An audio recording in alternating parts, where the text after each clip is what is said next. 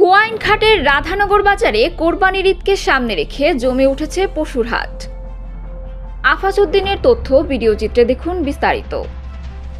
আর মাত্র কয়েকদিন বাকি মুসলিম উম্মার দ্বিতীয় প্রধান ধর্মীয় উৎসব পবিত্র ঈদুল আজহা। উপজেলার বেশিরভাগ এলাকায় বন্যায় প্লাবিত, তবুও কোরবানির ঈদকে সামনে রেখে গোয়াইনঘাট রাধানগর বাজারে জমে উঠেছে জমজমাট কোরবানির পশুর হাট।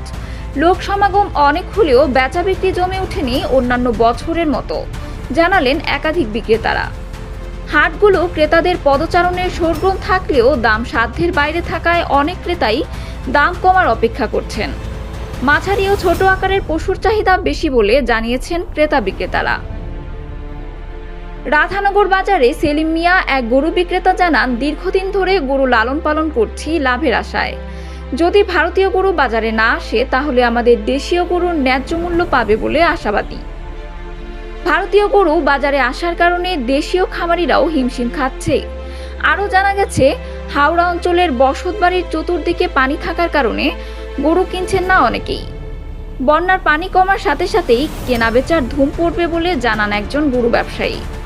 বাজার কর্তৃপক্ষ জানান, ক্রেতা বিক্রেতার জন্যই বাজার কর্তৃপক্ষ উপজেলা প্রশাসন থেকে যথাযথ নিরাপত্তা ব্যবস্থা রয়েছে। তার কারণে ক্রেতারা গরু কিনতেছে না। এরপরে গরু যারা বিক্রি করবে এরাও গরু আনতে ভয় পাইতেছে, কম গরু আনতেছে। আশা করি দিনের পরিস্থিতি ভালো হয়ে যাবে, বন্যা কাটতে গেলে গরু বেচা কিন্তু শুরু হয়ে যাবে। কুরবানি উপলক্ষে আমরা একটা অফার দিয়েছি, 50,000 টাকা নিচে গরু থেকে 1,000 টাকা নিচ্ছি এবং 50,000 টাকার উপরে 1.5 লাখ 2 লাখ যত টাকারই গরু হোক আমরা 2,000 টাকা নিচ্ছি। ভারতের গরু আই না, এই আমাদের গরুর একবারে দাম হস্তা করে ফেলাইছে। উপজেলা নির্বাহী অফিসার মহোদয়ের সাথে আমরা আলোচনা করেছিলাম, বাজারের সার্বিক নিরাপত্তা এবং অন্যান্য সুযোগ সুবিধা বিষয়ে আলহামদুলিল্লাহ উনি খুবই ভালো, সন্তোষজনক আমাদের সহযোগিতা করছেন। তাছাড়া আমাদের গোয়েন্দা তারা ওসি স্যার আছেন, ওনার সাথে আমরা যোগাযোগ করেছিলাম, উনি ইমিডিয়েট ফোর্স পাঠাইছেন বা আমাদের স্ট্যান্ড বাই একটা ফোর্স এখনো বাজারের আশেপাশে আছে বা